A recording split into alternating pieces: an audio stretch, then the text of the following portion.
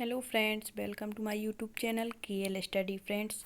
Target CTET 2022 EVS की ये हमारी नेक्स्ट क्लास रहेगी। और पिछली क्लास में हमने पढ़ा हुआ था क्लास नंबर जो 30 थी, हम चीज़ें कैसे बनाते हैं। तो आपने थीम पढ़ी होंगी पर्यावरण अध्ययन की।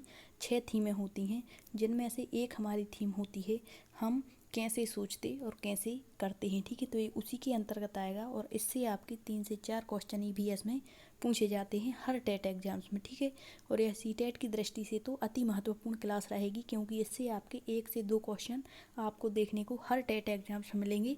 आप प्रीवियस ईयर क्वेश्चन पेपर उठाकर देख लीजिए, वहाँ पर इससे आपके क्वेश्चन बहुत सारे बने हुए हैं। ठीक है, हर एग्जाम्स में सीटेट के। ठीक है, तो ये क्लास 30 थी जो हमारी, इसमें हमने कुछ मतलब ये सेशन जो था कुछ यहाँ पर कवर कर लिया था। इससे कुछ मतलब अतिरिक्त चीज़ें जो थी वो रह गई थी, तो वो आज की वीडियो में हम कंप्लीट करेंगे।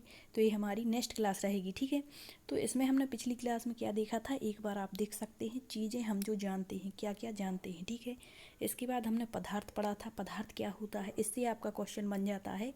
इसके बाद तत्व क्या होता है, पदार्थ की अवस्थाएं पढ़ी थी, ठोस, द्रव और गैस क्या होता है। ठीक है, इसके बाद हमने क्या पढ़ा था, तत्व। तत्व क्या होते हैं, कभी कभी पूछ लेते हैं तत्व, मतलब इस तरह से पेडागोजी वाले क्वेश्चन बनते हैं और पूछ लेते हैं निम्न में से तत्व या फिर यौगिक के बारे में कौन सा एक कथन सही है या नहीं है। ठीक है, तो इससे पेडागोजी वाले क्वेश्चन भी बन जाते हैं और आपके फैक्ट वाले क्वेश्चन भी यहाँ से बनते हैं। ठीक है, तो ये हमने पढ़ लिया था। यौगिक भी पढ़ा था, जैसे पूछ लेगा आपसे कि जल एक है, क्या है, मिश्रण है, यौगिक है, तत्व है, पदार्थ है, तो आपको पता होना चाहिए कि एक यौगिक होता है। ठीक, मिश्रण।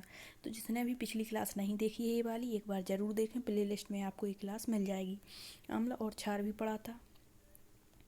यहाँ पर आप देख सकते हैं कभी कभी पूछता है नींबू, संतरा, मौसमी में कौन सा अम्ल पाया जाता है, साइट्रिक अम्ल, सिरका, एसिटिक अम्ल, खट्टे दूध दही में लैक्टिक अम्ल। ठीक है, तो ये क्वेश्चन यहाँ से फैक्ट वाले बनते हैं। आज हमारी नेक्स्ट क्लास मतलब उसी का अगला वीडियो रहेगा ये। ठीक है, तो इसको हमने नाम दे दिया है क्लास नंबर 31। ठीक है, हम चीज़ें कैसे बनाते हैं, तो इसी का पार्ट है। तो यहाँ पर हम पढ़ेंगे पदार्थों का पृथक्करण। इससे आपका क्वेश्चन बनता है, पिछली बार जो आपका ऑनलाइन मोड में एग्जाम्स हुआ था सीटेट का, उसकी हर शिफ्ट में EVS में इससे क्वेश्चन बने हुए थे। पूछ लेता है कि जो भूसे के दाने होते हैं, मतलब सॉरी जो अनाज के दाने होते हैं, उनको भूसे से अलग करने की प्रक्रिया क्या कहलाती है, क्या निष्पावन, थ्रेशिंग या फिर अपसादन। तो ये विधियाँ पृथक्करण की आपको याद कर लेनी है, क्योंकि इससे आपका एक क्वेश्चन आपकी शिफ्ट में ज़रूर बनेगा। ठीक है, तो देखते हैं पदार्थों का पृथक्करण। तो सबसे पहले हमें विधियाँ जानने से पहले यह जानना जरूरी है कि पदार्थों का पृथक्करण कहलाता क्या है। ठीक है, तो यहाँ पर आप देखिए, दैनिक जीवन में जिन पदार्थों का उपयोग करते उनमें बहुत सारे मिश्रण होते हैं। तो मिश्रण हमने पिछली क्लास में पढ़ा था। ठीक है, तो पहले आप बेस वाली क्लास देखिए, पहली क्लास नहीं देखेंगे तो आपको दूसरी क्लास देखने में कुछ भी समझ में नहीं आएगा। ठीक है, तो फर्स्ट क्लास देखिए, इसके बाद आप इसे देखें। ठीक है, तो दैनिक जीवन में हम जिन पदार्थों का उपयोग करते हैं उनमें बहुत सारे जो हैं वो क्या होते हैं, मिश्रण होते हैं, मतलब एक दूसरे में मिले हुए होते हैं। फिर इनको एक दूसरे से अलग किया जाता है, यही क्या कहलाता है, हमारा पृथक्करण कहलाता है।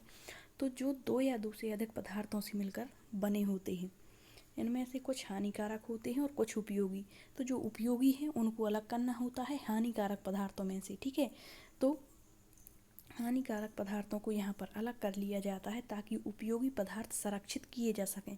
इसी प्रक्रिया को पृथक्करण कहते हैं। जैसे मान के चलिए कुछ अनाज है, गेहूँ मान के चलिए। ठीक है, गेहूँ है और गेहूँ में क्या मिली हुई है, मिट्टी। तो गेहूँ को मिट्टी से अलग करना या फिर मिट्टी को अलग कर देना, यही क्या है, पृथक्करण है। तो जो उपयोगी है वो हमारा गेहूँ है और अनुपयोगी यहाँ पर क्या मिला हुआ है, मिट्टी, तो उसको अलग कर देंगे। तो यही कहलाता है पृथक्करण। तो इसकी कई विधियाँ होती हैं। आप जैसे कह देंगे तेल है या फिर जल है, नमक है, तो इसको पृथक्करण करने मतलब पृथक करने की विधि को क्या कहेंगे, भूसे को अलग करने की विधि को क्या कहेंगे। ठीक है, तो ये सारे क्वेश्चन यहाँ से बन जाते हैं। तो अब हम देखेंगे विभिन्न पदार्थों के पृथक्करण की विधियाँ।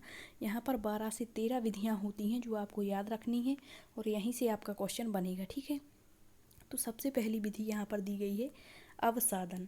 अब यहाँ पर कंफ्यूज वाला क्वेश्चन पूछ लेते हैं, अवसादन ना दे करके आपको दे देंगे तलघटन, जिसका आपने नाम नहीं सुना होगा और आप कहेंगे कि ये तो विधि होती ही नहीं। ठीक है, तो गलत भी आप ऑप्शन लगा सकते हैं। तो यहाँ पर आपको दोनों नाम याद रखने हैं।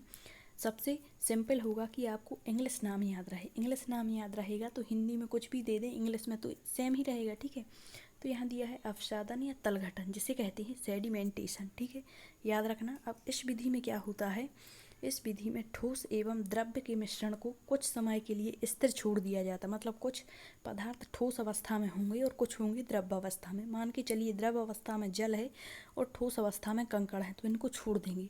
मिश्रण को स्थिर रहने पर ठोस के जो घटक होंगे, तो जल मतलब कुछ पदार्थ है जो द्रव अवस्था में है, तो ठोस पदार्थ जो पत्थर होंगे वो नीचे बैठ जाएंगे और द्रव घटक ऊपर आ जाते हैं। ठीक है, तो जैसे सेम मात्रा में, मतलब जितनी मात्रा में ठोस है उतनी ही मात्रा में द्रव पदार्थ रहेगा।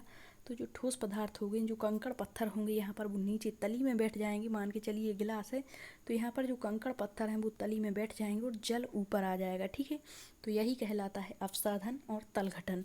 अब यहाँ से पेडागोजी वाला क्वेश्चन भी बन सकता है। ठीक है, नेक्स्ट देख लेते हैं निस्तारण, जिसे निथारना कहते हैं, डिकेंटेशन। ठीक है, तो ये क्या कहलाता है, तो इस प्रक्रिया में जो हम अवसादन अभी पढ़ लिया, क्या कहलाता है, ठोस और द्रव पदार्थों को पहले स्थिर छोड़ देते हैं और कुछ समय बाद क्या होता है, ठोस पदार्थ तली में बैठ जाते हैं और द्रव्य ऊपर आ जाता है।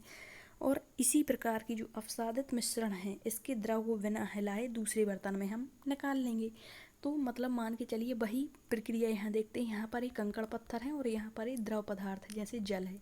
तो जब ये तली में बैठ जाता है तो इसको हम क्या करेंगे, बिना हिलाए जो जल है उसको दूसरे बर्तन में निकाल लेंगे और यहाँ पर सिर्फ क्या बचेंगे, कंकड़ पत्थर। तो ये प्रक्रिया क्या कहलाती है, हमारी निस्तारण कहलाती, जिसे निथारना, डिकेंटेशन कहते हैं। ठीक है, ये दोनों विधियाँ आपको याद हो गई होंगी। अब देखते हैं निस्यंदन, मोस्ट इम्पोर्टेंट।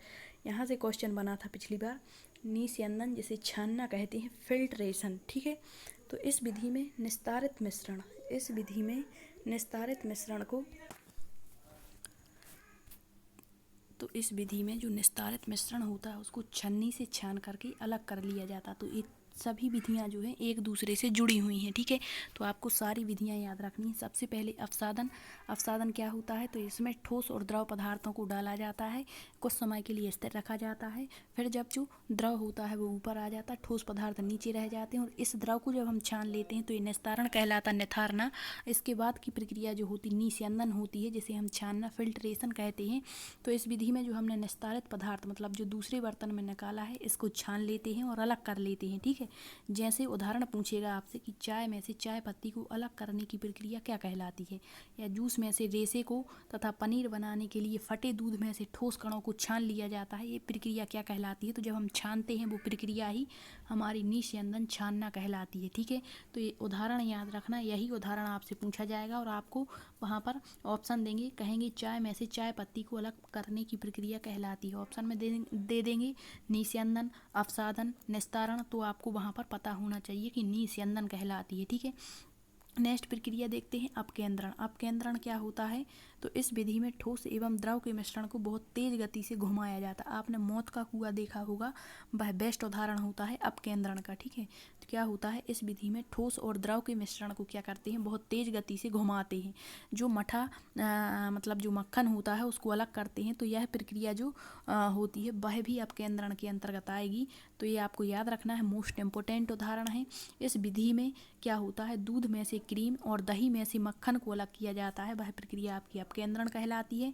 और ये दोनों उदाहरण बहुत ही इंपॉर्टेंट हैं। यदि यहाँ से क्वेश्चन बनेगा तो यही क्वेश्चन बनेगा। ठीक है, वॉशिंग मशीन के द्वारा कपड़ों को किस विधि से धोया जाता है, तो अपकेंद्रण विधि से धोया जाता है, क्योंकि वहाँ पर बहुत तेज गति से कपड़ों को घुमाया जाता है मशीन के अंदर। ठीक है, तो यह प्रक्रिया आपकी अपकेंद्रण कहलाती है। ठीक है, नेक्स्ट देखते हैं बाष्पीकरण क्या कहलाता है, एवापोरेशन। ठीक है, तो इस विधि में ठोस एवं द्रव के मिश्रण को गर्म किया जाता है। जब गर्म किया जाएगा तो द्रव बाष्प जो द्रव होता है वो बाष्प बनकर उड़ जाता है और ठोस शेष रह जाता है बाष्पीकरण की प्रक्रिया में। ठीक है, इसका उदाहरण है समुद्र के पानी से नमक। इसी विधि के द्वारा जो समुद्र का पानी होता है वो बाष्पीकरण की प्रक्रिया के द्वारा इससे नमक को अलग किया जाता है। तो ये उदाहरण याद रखना। ठीक है, ये बाष्पीकरण कहलाता है। नेक्स्ट है आपका आसवन, जिसे द्रव शोधन भी कहते हैं।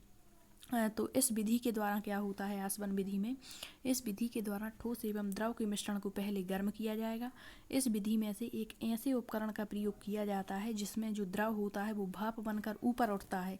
तो ये तो क्या हो गया, भाप बनकर ऊपर उठा, तो ये क्या कहलाता है, और शेष ठोस पदार्थ नीचे रह जाता है, ये तो बाष्पीकरण है। लेकिन जो द्रव भाप बनकर ऊपर उठता है और ठंडा होकर दूसरे बर्तन में इकट्ठा हो जाता है और ठोस उसी पात्र में जमा रह जाता है। तो यहाँ पर इन दोनों में थोड़ा सा ही डिफरेंट है, किसमें, बाष्पीकरण में और आसवन में। बाष्पीकरण में क्या होता है, जो द्रव होता है वो बाष्प के रूप में उड़ जाता है, लेकिन ठोस शेष रह जाता है और यहाँ पर दूसरे बर्तन में इकट्ठी हो जाती है बाष्प ठंडी होकर, ठीक है, और ठोस उसी में जमा रह जाता है, ये आसवन कहलाता है। तो ये दोनों एक दूसरे के अपोजिट हैं, इसे याद रखना, ठीक है। इसका उदाहरण देख लेते हैं। समुद्री जल से नमक और शुद्ध जल प्राप्त करने की यह सबसे उत्तम विधि है। यहाँ पर देख सकते हैं, समुद्री जल से केवल यदि नमक को अलग कर रहे हैं तो वो बाष्पीकरण है, लेकिन समुद्री जल से नमक अलग हो गया और शुद्ध जल बच जाता है तो ये प्रक्रिया आपकी आसवन कहलाती है, ठीक है। नेक्स्ट है हस्तचयन। हस्तचयन विधि क्या कहलाती है, सेपरेशन बाय हैंड। इस विधि के द्वारा अनुपयोगी जो अवयव होते हैं उसको हाथ से छानकर बाहर निकाल दिया जाता है। इस विधि से दाल चावल आदि को साफ किया जाता है। जैसे चावल है, ठीक है, चावल में थोड़े से कंकड़ मिले होते हैं तो उनको हम हाथ के द्वारा बीन करके अलग कर देते हैं, तो ये हस्तचयन कहलाएगी, ठीक है। दाल में भी इसी तरह की प्रक्रिया होगी, तो ये तो बिल्कुल सिंपल है। नेक्स्ट है आपकी थ्रेशिंग या गाहना जिसे कहते हैं, ये याद रखना। इस विधि के द्वारा अनाज के कणों को उनकी डंडियों से अलग किया जाता है। मतलब मान के चलिए गेहूँ की जो बलियाँ होती हैं मतलब डंडी टाइप की, तो इसको अलग करेंगे। डंडी मतलब जो भूसा होगा वो अलग हो जाएगा और जो अनाज होगा वो अलग हो जाएगा। यह प्रक्रिया आपकी थ्रेशिंग कहलाती है। बिल्कुल सिंपल है, आपको याद रहेगा। नेक्स्ट है निष्पावन जिसे पछाड़ना कहते हैं। इस विधि में हल्के व भारी ठोसों के अवयवों को पृथक किया जाता है। मतलब जो हल्के होंगे और भारी ठोस पदार्थ, याद रखना, ठोसों को अलग किया जाता है। इस विधि में हवा का प्रयोग आपने और मतलब जो अनाज उड़ाते हैं हवा में, यह क्रिया ही निष्पावन कहलाती है। अनाज के कणों को भूसे से पृथक करना। मान के चलिए चना है, मान के चलिए चने हैं और चने में थोड़े से भूसा मतलब मिला हुआ है, तो इसको हम क्या करेंगे, उड़ाएंगे, निष्पावन कहलाते हैं। उड़ाना जिसे हम अपनी भाषा में कहेंगे, पछाड़ना भी कहते हैं, तो ये निष्पावन याद रखना, ठीक है। नेक्स्ट है आपका चालन, सिपरेशन क्या कहलाता है, तो इस विधि में छोटे एवं जो बारीक और मोटे अवयवों को पृथक किया जाता है।